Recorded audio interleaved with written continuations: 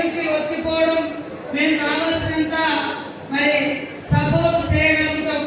కానీ ప్రజలకు నిత్యం అందుబాటులో ఉండేది మీరు, రేపు మనం ఎన్నుకునేటువంటి కౌన్సిలర్స్.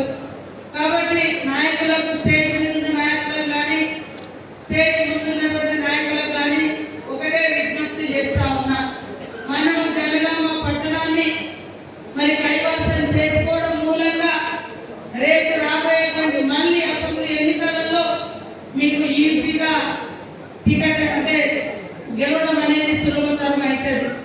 అక్కడ మన మనుషులు ఉంటారు, మన అభివృద్ధి కార్యక్రమాలను ప్రచారం చేస్తారు, మన ప్రజాప్రతినిధులు ఉంటారు. కాబట్టి అయితే ఇక్కడ రకరకాల సమస్యలు కూడా ఉంటాయి. అందరం పోటీ పడతాం, అందరం ఆశ పెడతాం.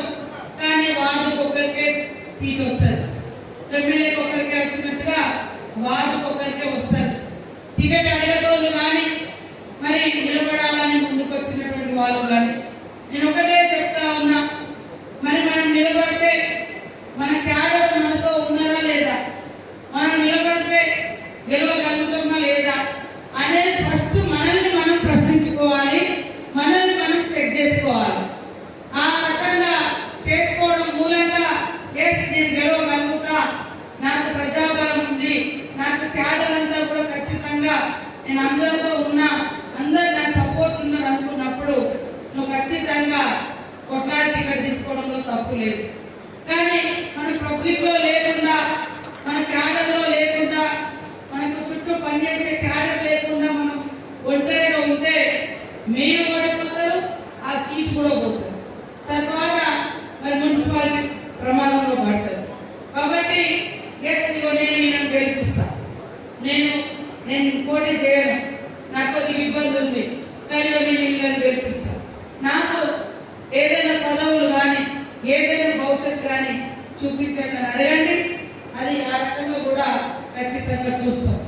ఈరోజు మీరు ఓడిపోయి మళ్ళీ మీరు పదవులు అడిగితే వచ్చే పరిస్థితి లేదు. మీరు చూస్తూ ఉన్నారు, గతంలో ఎమ్మెల్యేగా పోటీ చేసి ఓడిపోయినటువంటి వాళ్ళకు ఈ లిస్టులో ఎవరికి ఇంకా పదవులు అయితే రాలి. అట్లా రేపు కార్పొరేషన్లలో కూడా మనము బలం లేకుండా టికెట్ తీసుకొని నిలబడి ఓడిపోయే పరిస్థితి రాకుండా ఖచ్చితంగా గెలిచే విధంగా సమన్వయం చేసుకోవాలి. మీరు ఇక్కడ వాతావరణం మీకు తెలుసు, ఎట్లా గొడవలు ఉంటాయనేది. రేపు ఎదుటోని ముందట తలదించుకొని మనము బాధపడే కంటే మనలో మనం తగ్గైనా మనలో ఉన్నది నెగ్గించుకుంటే ఎదుటోళ్ళ ముందట నువ్వు గర్వంగా నిలబడగలవు. ఎదుటోళ్ళ ముందు ఈరోజు